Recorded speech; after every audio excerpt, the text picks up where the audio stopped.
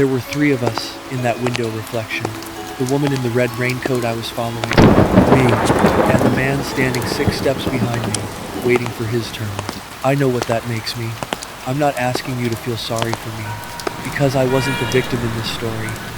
I was the reason people walked faster.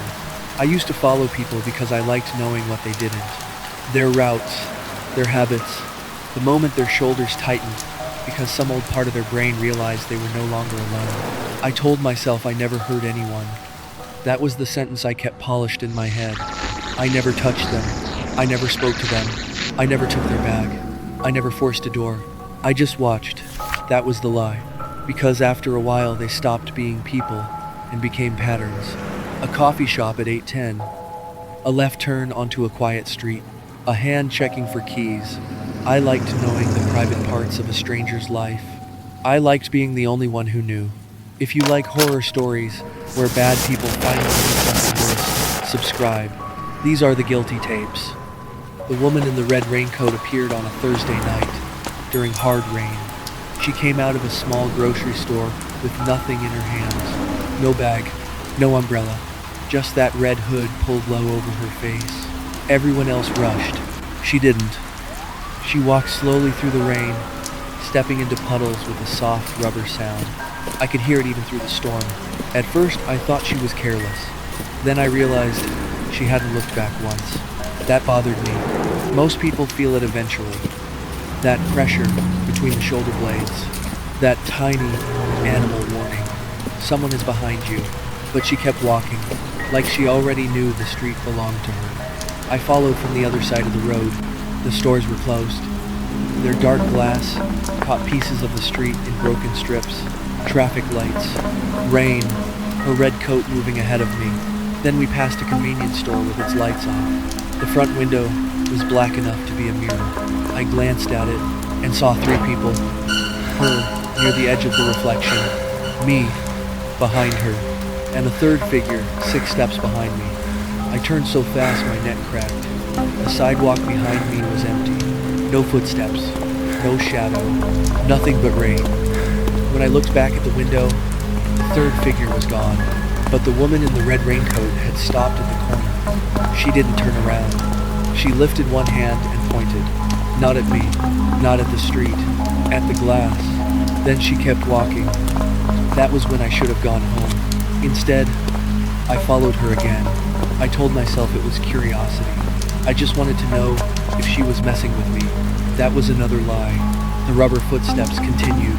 But after the convenience store, the sound changed.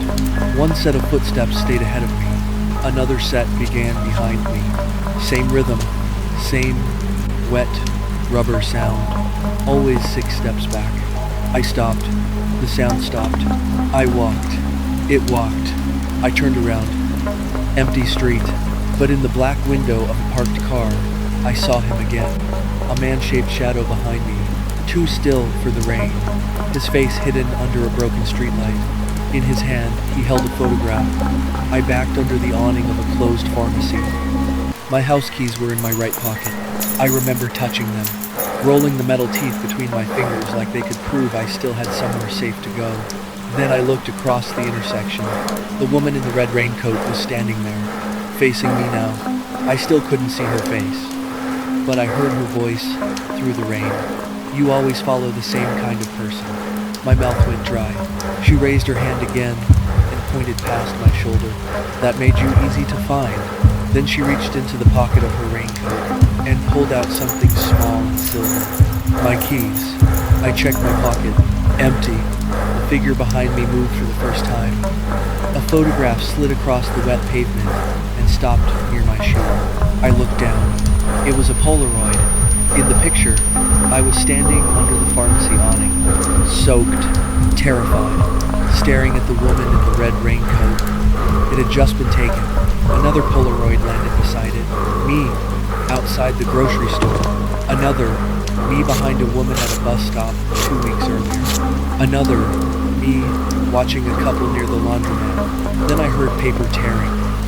The shadow was ripping the photos one by one and dropping them into the rain. Not angry, not rushed, like he had all night. I ran I don't remember every street. I only remember the sound behind me. Sometimes close, sometimes far, never gone.